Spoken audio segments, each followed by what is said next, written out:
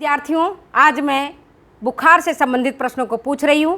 पिछले 2 वीडियो में मैंने आपको क्वेश्चन और उसका आंसर बताया हुआ है। आज फिर से मैं आपको बुखार से संबंधित प्रश्नों को पूछ रही हूँ। पहला प्रश्न है, बुखार की दशा में शरीर में पोटेशियम एवं सोडियम लवण की कमी हो जाती है। पहला ऑप्शन, बुखार की स्थिति में बॉडी में पोटेशियम एवं सोडियम साल्ट की कमी हो जाती है। दूसरा, बढ़ोतरी हो जाती है। तीसरा, शारीरिक दशा पर निर्भर करता है।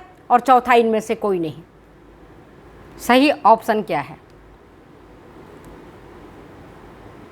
सही ऑप्शन है, बुखार की दशा में शरीर में पोटेशियम एवं सोडियम लवण की कमी हो जाती है। क्यों कमी होती है? क्योंकि शरीर से पसीना निकलता है। जब बुखार उतरता है तो आप देखते हो कि व्यक्ति पसीने से लथपथ हो जाता है। अब जरा डेंगू से पीड़ित व्यक्ति के बारे में सोचो, मलेरिया से पीड़ित व्यक्ति को देखो, तो जब बुखार उतरता है तो उसके शरीर से खूब सारी मात्रा में पसीना निकलता है।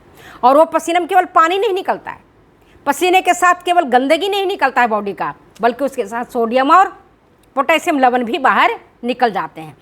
इसलिए शरीर में पोटेशियम और सोडियम साल्ट की कमी हो जाती है, याद रखना। नेक्स्ट क्वेश्चन आपके पास, बुखार की दशा में कैलोरी की मांग। बुखार की दशा में अगर कोई व्यक्ति बुखार से पीड़ित है तो कैलोरी की मांग, पहला ऑप्शन 20% तक बढ़ जाती है। दूसरा ऑप्शन 50% तक बढ़ जाती है। तीसरा 80% तक बढ़ जाती है। चौथा 50% तक घट जाती है। क्या होता है? बोलो। बुखार की दशा में कैलोरी की मांग 20% तक बढ़ जाती है, 50% तक बढ़ जाती है, 50% तक घट जाती है, या 80% तक बढ़ जाती है। सही उत्तर क्या है? सही उत्तर है, कैलोरी मांग बुखार की स्थिति में 50% तक बढ़ जाती है। क्योंकि कारण क्या है? क्यों बढ़ती है? क्योंकि एडिपोज तंतुओं का अधिक मात्रा में क्षय होने लगता है।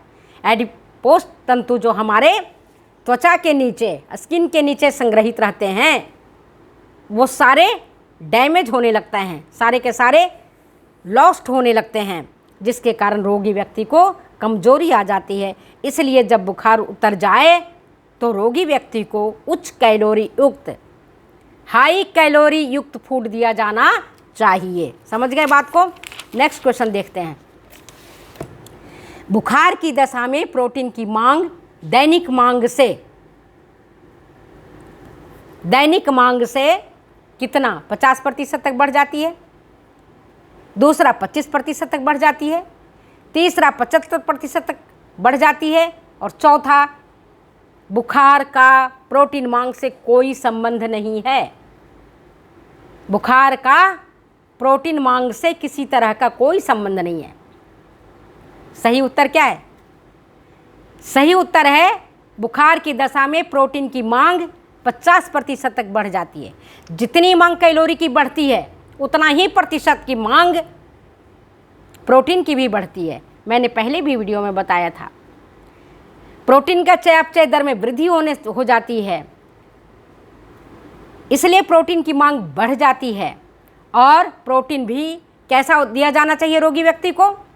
उत्तम, हाई क्वालिटी वाला, हाई बायोलॉजिकल वैल्यू वाला प्रोटीन उसको देना चाहिए। जो कहाँ मिलेगा? प्राणिज स्रोतों से, एनिमल सोर्सेज से। एनिमल सोर्सेज कौन है? कहाँ से में प्रोटीन मिलता है? आप सब जानते होंगे। जो बच्चों ने पढ़ाई किया है, तैयारी किया है, उनको पता होगा कि प्रोटीन कहाँ मिलता है। प्रोटीन कहाँ मिलेगा? प्रोटीन, जैविक मूल्य वाला प्रोटीन जो मिलेगा वो प्राणिज भोज्य स्रोतों से मिलेगा। जैसे दूध जानवरों से प्राप्त होता है।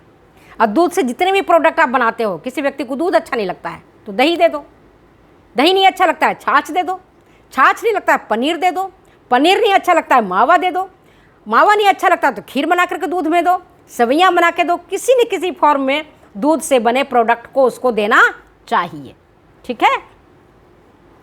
नेक्स्ट क्वेश्चन है, बुखार की दशा में वसा की मांग, बुखार की दशा में वसा की मांग, पहला ऑप्शन बढ़ जाती है, दूसरा घट जाती है, तीसरा कोई अंतर नहीं होता है और चौथा इनमें से कोई नहीं। सही उत्तर क्या है? बुखार की दशा में वसा की मांग में कोई अंतर नहीं होता है, क्योंकि व्यक्ति वसा को पचा नहीं पाता है। अंदर की जो आंतरिक ऑर्गन्स हैं पचाने के लिए वो काम करना बंद कर देते हैं। तला भुना चीज अब बुखार की स्थिति में खाओगे पचेगा नहीं। इसलिए यद्यपि बुखार की दशा में कैलोरी मांग बढ़ जाती है, लेकिन वसा नहीं दिया जाना चाहिए। ये दो तो बहुत ऐसा वसा दो जो सुपाच्य है, जैसे बटर दे सकते हैं आप, ठीक है। वसा देरी से पचता है तो नहीं दो। कार्बोहाइड्रेट से ऊर्जा की प्राप्ति होनी चाहिए। वसा ऊर्जा का सांद्र स्रोत है, इसके बावजूद भी वसा नहीं देना चाहिए। अब तला भुना वो चीज़ दे दोगे, परांठे दे दोगे, पकोड़े दे दोगे, ब्रेड रोल दे दोगे, ऐसी चीज़ें रोगी व्यक्ति नहीं पचा पाएगा, ठीक है। नेक्स्ट क्वेश्चन है आपके बीच, वो ये कि मियादी बुखार किसको कहते हैं? मियादी बुखार किसको कहा जाता था? पहले कहते हैं मियादी बुखार हो गया है, आपने सुना होगा अपनी दादी नानी से। किसको कहते हैं मियादी बुखार? दोस्तों, मियादी बुखार कहा जाता है टाइफाइड को। टाइफाइड जो है एक तरह का मियादी बुखार है, क्योंकि पहले जब एंटीबायोटिक का निर्माण नहीं हुआ था, आविष्कार नहीं हुआ था। पहला एंटीबायोटिक तो आपको पता है उसका नाम क्या है? अलेक्जेंडर फ्लेमिंग ने बनाया, इतना हिंट दिया आपको। अलेक्जेंडर फ्लेमिंग ने पहली एंटीबायोटिक बनाया था जो टीबी से ग्रस्त रोगियों के इलाज के लिए बड़ी कारगर सिद्ध हुआ। उसके पहले लोग मर जाते थे। तो अलेक्जेंडर फ्लेमिंग ने कौन सी एंटीबायोटिक का निर्माण किया है, इसके बारे में मुझे आप बताना। मैं अभी नहीं बताऊंगी, इसका आंसर मैं नहीं दे रही हूँ। तो मैं इतना ही बता रही हूँ कि टाइफाइड को ही मियादी बुखार कहा जाता था, क्योंकि पहले जो टाइफाइड होता था वो कई सप्ताह से लेकर के कई महीने तक चलता था, है ना, और रोगी व्यक्ति टाइफाइड से पीड़ित रहते थे। मगर जब से एंटीबायोटिक्स दवाइयों का निर्माण हुआ, विकास हुआ, तब से यह बुखार अल्पकालिक बुखार के रूप में गिना जाने लगा है। और अल्पकालिक बुखार किसको कहते हैं? जिसकी अवधि कम होती है और बॉडी का टेम्परेचर अधिक होता है, इसको हम कहते हैं अल्पकालिक बुखार। जैसे चेचक, मलेरिया, डेंगू, सर्दी जुकाम, निमोनिया, इनकी इस स्थिति में आप देखोगे कि बॉडी का टेम्परेचर बहुत ज़्यादा बढ़ जाता है, और लेकिन ये होता है 5-7 दिन में ही ख़त्म भी हो जाता है। अगर आप एंटीबायोटिक का प्रयोग करते हैं, यूज में लेते हैं, खाते हैं, तो ये जल्दी से जल्दी ख़त्म भी हो जाता है, ठीक है। अब हमने आपको एक क्वेश्चन और पूछा है, वो ये कि तीव्रता के आधार पर बुखार को कितने वर्गों में बांटा गया है। ये लास्ट क्वेश्चन, मैंने इस क्वेश्चन का आंसर पहले बताया हुआ है। तीव्रता के आधार पर बुखार को कितने वर्गों में बांटा गया है। नेक्स्ट क्वेश्चन, एक और क्वेश्चन आपसे पूछ रही हूँ कि बुखार की स्थिति में आधारीय चयापचय दर में क्या परिवर्तन होते हैं। आधारीय चयापचय दर में बुखार की स्थिति में किस तरह का परिवर्तन होता है?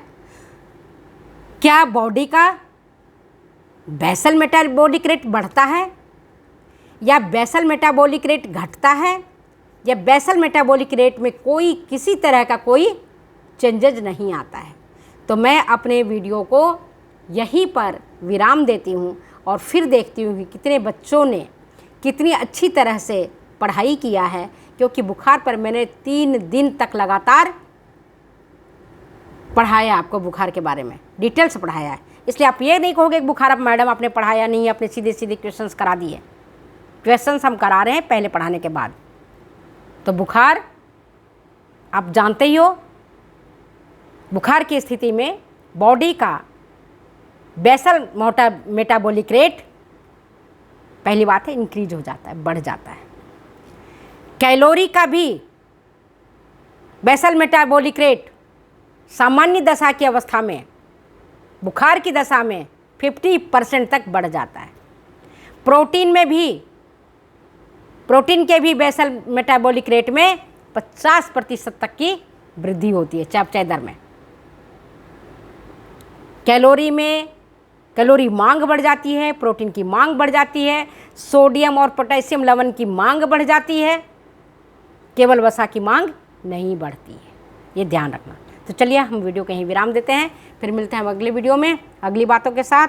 तब तक आप इंतज़ार करना अगले वीडियो का। Okay, bye.